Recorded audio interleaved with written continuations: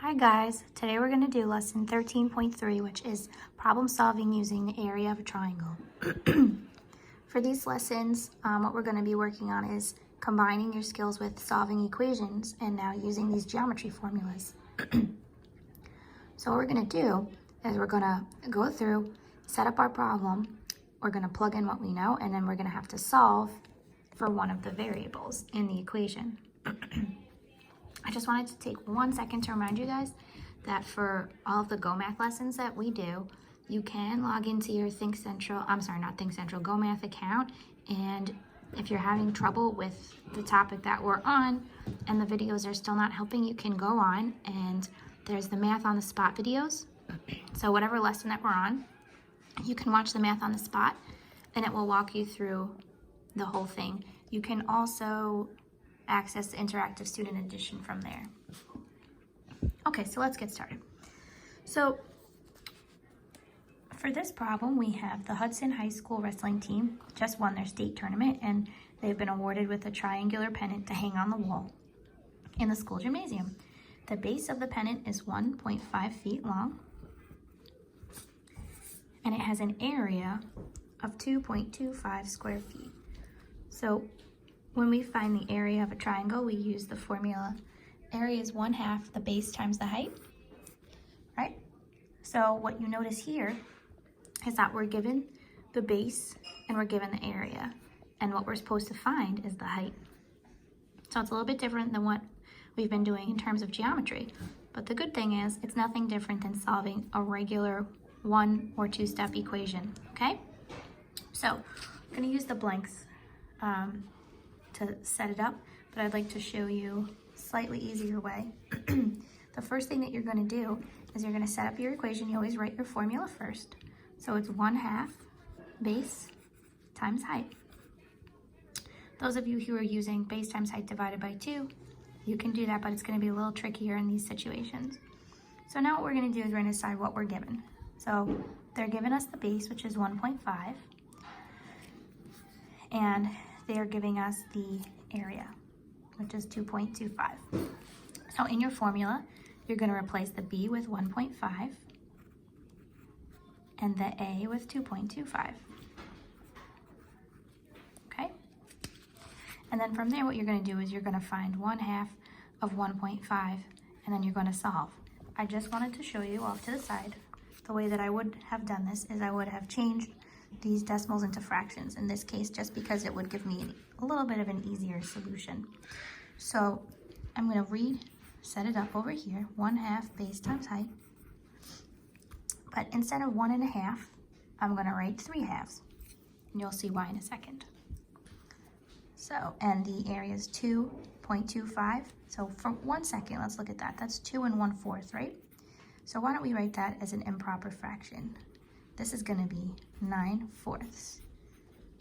So that's 9/4 is equal to 1/2 times 1.5 is 3/2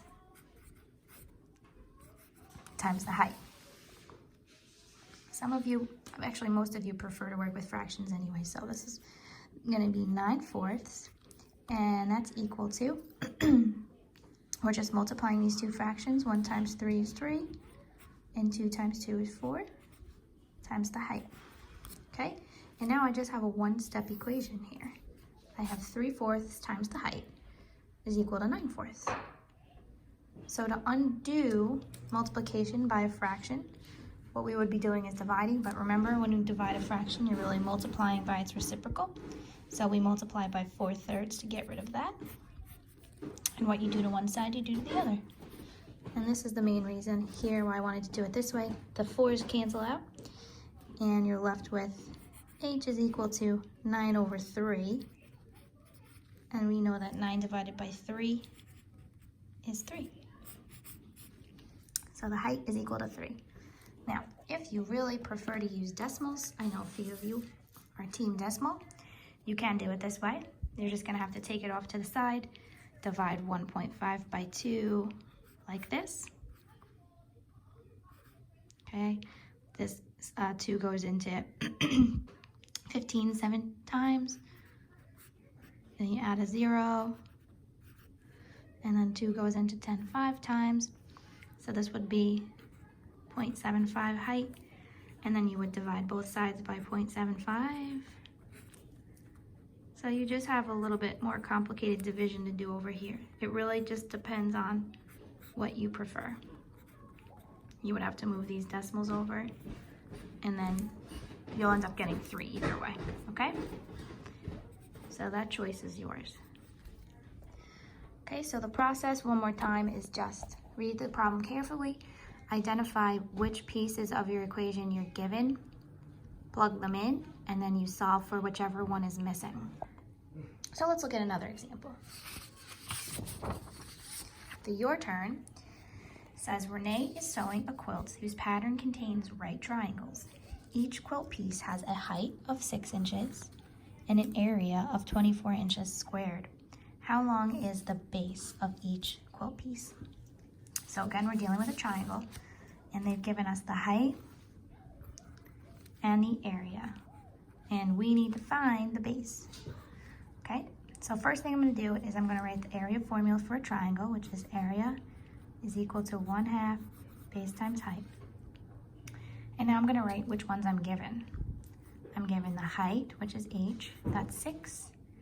And I'm given the area, which is 24. I need to find b. I don't know what b is. Okay, so I'm going to plug in all the pieces, and then I will solve for which one I'm missing. So a is 24, so I'm going to replace the a with 24, is equal to 1/2 base I am looking for it, so it stays as b, times the height, which is 6. Now, I don't like how this looks. I'm going to rearrange it using the commutative property of multiplication. I'm going to put the 6 out in the front here, so it's going to be 1/2 times 6 times b. That looks much better, right? Remember what I've told you guys in the past, as a general rule, we put our coefficients in front of the variables. We don't usually like to leave them on the end, but since this was a formula, that's how it was plugged in. You're allowed to move it afterwards.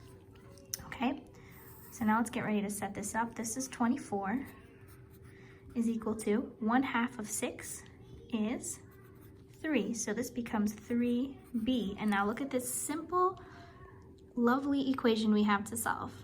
24 is equal to 3b. So I just have to solve for b. So again, I'm multiplying by 3, so to undo that, I divide by 3. If I do it to one side, I have to do it to the other. So b is equal to 8. And of course, we should make sure it's inches. That was my cat. So each base is 8 inches long. Okay, and that's how you do it.